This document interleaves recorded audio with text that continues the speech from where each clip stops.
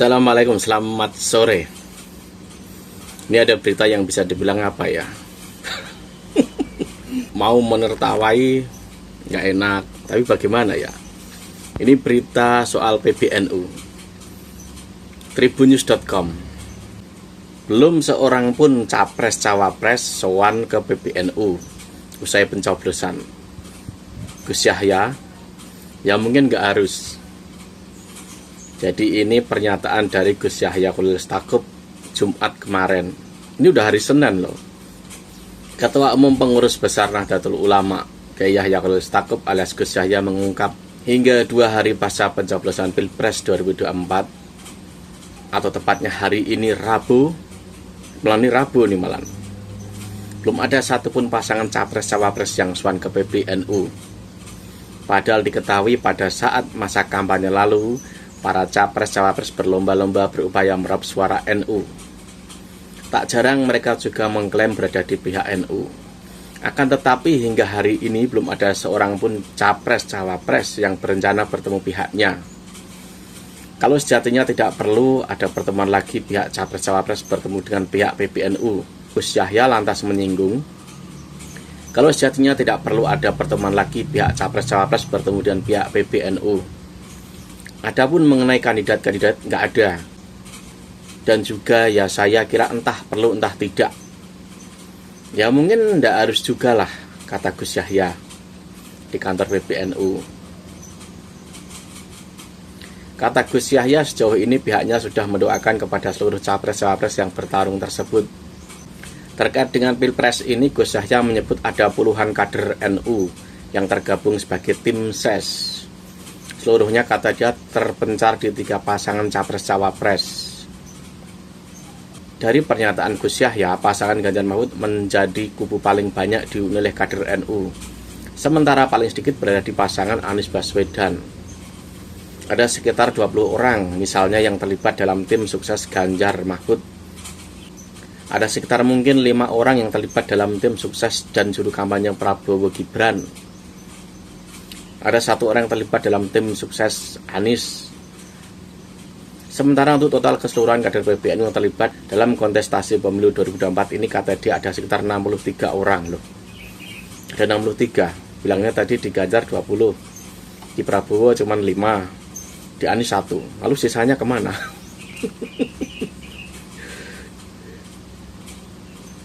Yang aneh, Prabowo ini justru mendatangi lebih dulu kemana ya? Ke Habib Alikwitang. Bahkan ketemu SBY. Biasanya misalkan capres itu menang, dia itu akan mendahulukan PBNU. Tapi untuk sekarang ini nggak tahu ya.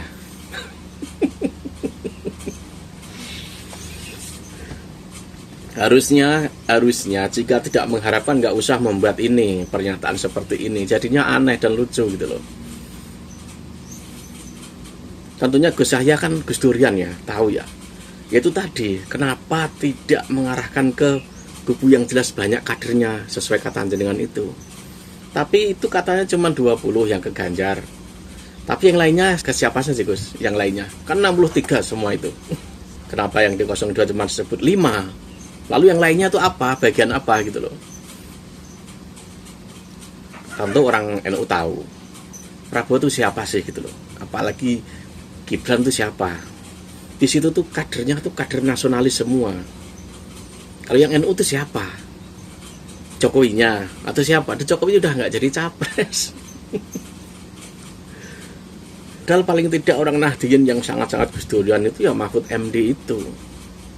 Tapi faktanya kan berbeda. Misalkan Gus Yahya tidak pernah menyebut PBNU mendukung, tapi orang pun tahu arahnya kemana.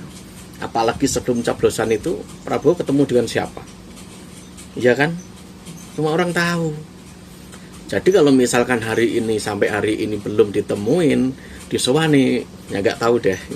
Karena apa? Kita bisa melihat saat Prabowo bertemu dengan itu loh, forum apa tuh kiai-kiai kampung apa di Jawa Timur itu kayak apa gitu loh. Stylenya Prabowo kayak apa? Kan ketahuan di situ. Apalagi saat nyinggung soal apa itu, soal tambang itu. Aduh. Harusnya dari jejak politik masa lampau kan kita bisa tahu. Kemudian Prabowo begini, kemungkinan begini kan bisa tahu.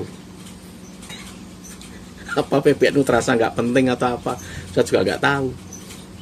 Atau PBNU yang nggak mau, tapi kalau nggak mau kenapa buat pernyataan seperti itu? Apalagi di beberapa media juga ada tuh katanya Gus Yahya menagih janji para capres agar mudah menerima A, B, C, D ya. Kalau menerima ya menerima, tapi kalau ada sisi kecurangan, ada dugaan hal yang terstruktur, tetap aja dituntut lah. Itu kan sesuai jalur hukum. Dan itu hak. Jadi menagih janji yang dinyatakan Gus Yahya itu kurang tepat. Lagian juga ya, saat kemarin itu ada awal-awal kasus pelanggaran MK, kenapa PBNU diam? Lalu pelanggaran KPU berkali-kali itu kenapa juga diam? Padahal banyak nahdien yang mengharapkan PBNU bicara, apalagi itu nyangkut etika. PBNU itu kan ormas yang bawa NU, penjaga etika moral paling tidak, itu kan utama, penting itu loh. Tapi kenapa saat itu diam? Apa karena ketua KPU-nya itu kader NU atau apa?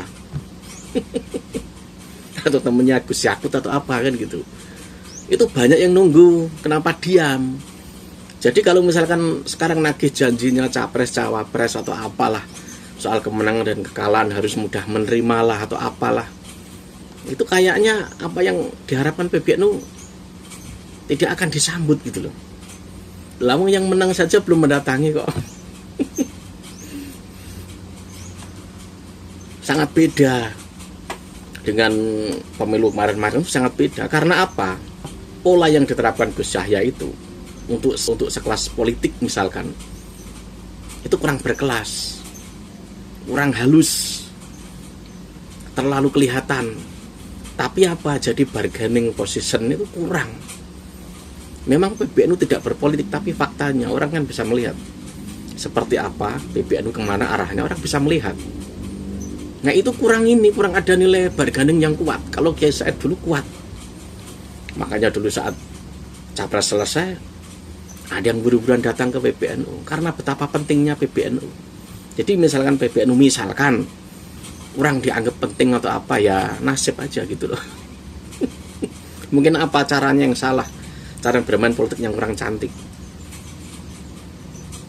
Walau memang kenyataannya PBNU tidak pernah resmi menyatakan dukung A, B, C, D, tapi semua orang punya mata, punya hati, bisa melihat, bisa menafsirkan kemana arahnya. Gitu loh. Wassalam.